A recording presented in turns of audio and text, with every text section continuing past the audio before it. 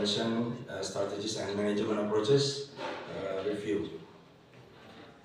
I have no disclosure, and this is Indonesian map, and I'm living in Jakarta. Jakarta is in a Java Island, okay, part of Indonesia, and this is city of Jakarta. There is a monument national, national monument. And this is my office, my hospital, in the National Defense Central Hospital, Panglima Besar Sudirman, Ministry of Defense, Republic of Indonesia. And this is my colleague hospital at Jakarta also.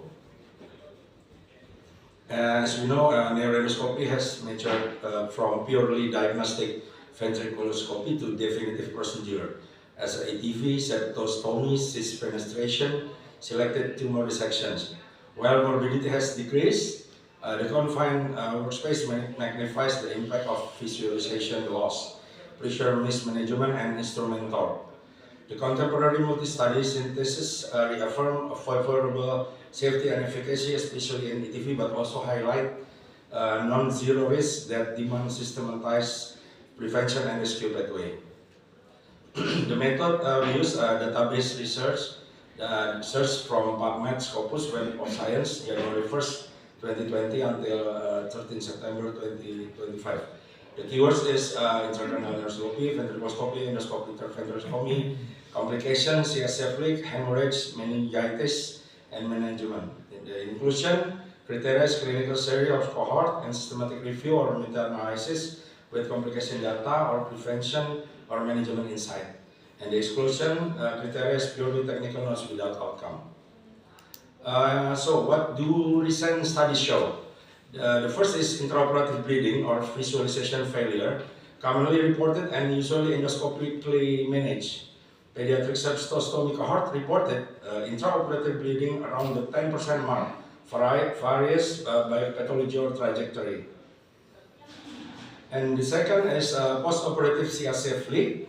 Typically about 3 until 8% cranial endoscopic context, but varies by approach, dural defect size, and closure technique.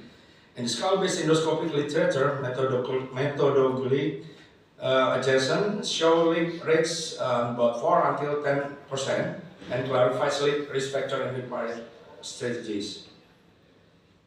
And the third, infection as meningitis or ventriculitis, pooled prevalence of meningitis after elective intracranial surgery about 1.6%, but there are only 2.8%.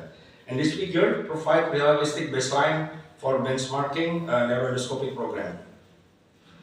And the fourth, transient neurological deficit, typically low single digits as example, transient memory disturbance from phonic traction with permanent morbidity generally less than 3% in ETV focus synthesis.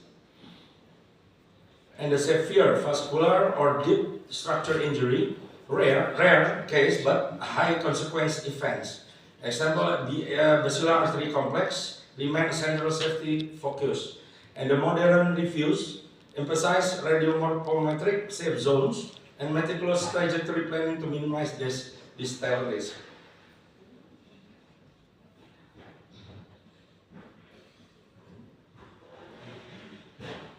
Yes, the procedure specific like ATV, the recent multi-center or systematic evidence confirm high success with overall complication about 10 until 12%, low permanent morbidity about 2 until 3%. And mortality about 0.3 until 1%. The risk factor, the first is anatomic or trajectory hazard, is the third ventricle floor thickness. It's very depend to third ventricle floor thickness and the basilar artery and perforator proximity, narrow or distorted foramen Monro, venous complexes, and contemporary ETV review underscore the value of detailed pre-op imaging and causes perforation sites. And the second is CSF leak predisposition as a risk factor is dural arachnoid or the dural arachnoid defect size, high flow leaks, low albumin, multiple operations, tumor invasion, and hard tumor texture. And although much data are skull-based, principle generalized to endoscopic cranial closure. And the third risk factor is infection risk from persistent leak, prolonged external drains, complex revisions, and meta-analytic baseline enable realistic surveillance threshold. And the fourth risk factor is the TIM or learning curve. Variability across centers suggests experience and standardized workflows correlate with fewer adverse events from inference from between study range and safety narratives. And then the prevention strategies. We use prevention strategies. The first is from since pre-operative with high resolution of MRI and tractography for corridor planning, and anticipate basilar artery complex, variance enter ventricle floor morphology in EDV.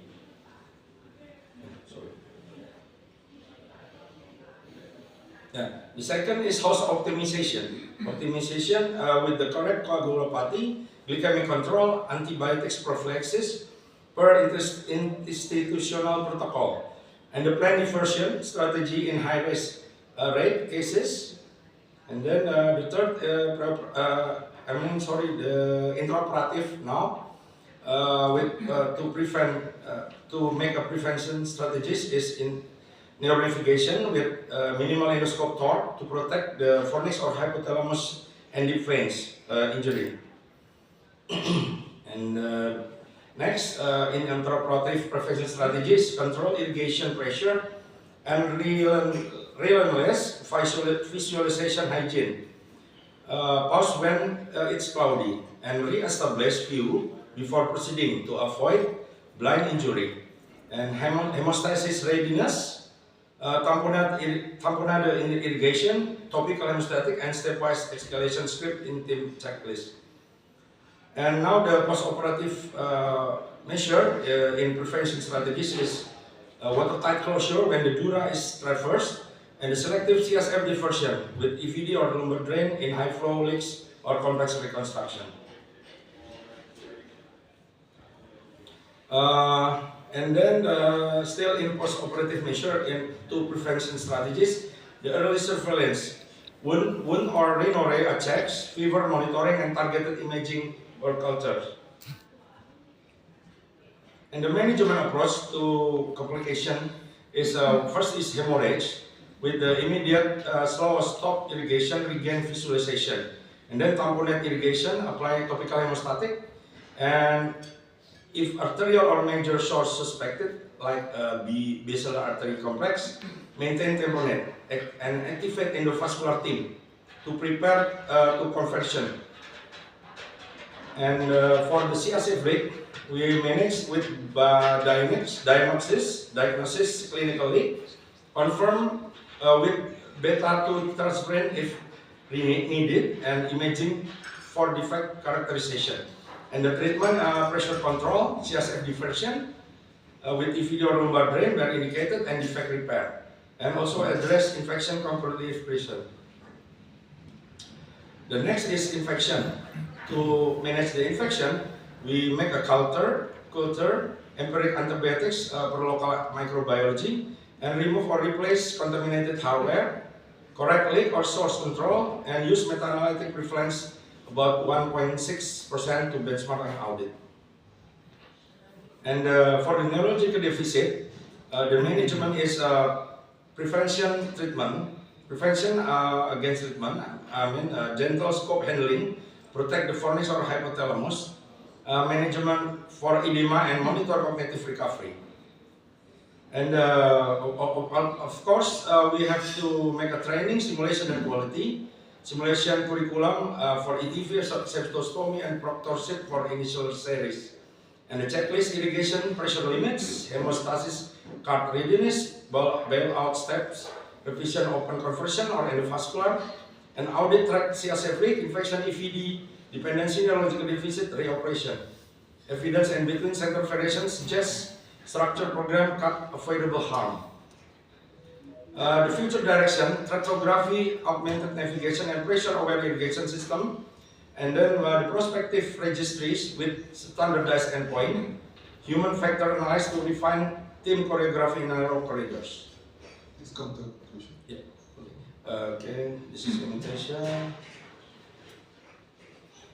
And this is a summary table, what I have said before. This is the Newsweek Pros I got from Professor Kulkarni, USA. This is the point that good intraoperative anatomic knowledge. The eye surgeon must be not lift from the monitor and never achieve new technique and do not venture into new technique. And if not, consult a senior. The conclusion, intracranial neuroendoscopy achieve robust outcomes with a distinct but manageable complication profile. Avoiding harm depends on discipline training, meticulous visualization, pressure control, and prompt protocolized rescue. The training and audit infrastructure enhance reliability and reduce variance in result. With standardized planning, discipline technique, early recognition, protocolized escalation, complication rates remain low, and outcomes favorable. Simulation, proctorship, and audit culture strengthen safety. This is my reference, and we also invite all of you to come to Bali at the 11 until 14 December 2025 at the 5th Congress of Asian Australian Society of Pediatric Neurosurgery. We'll see you there. Thank you very much.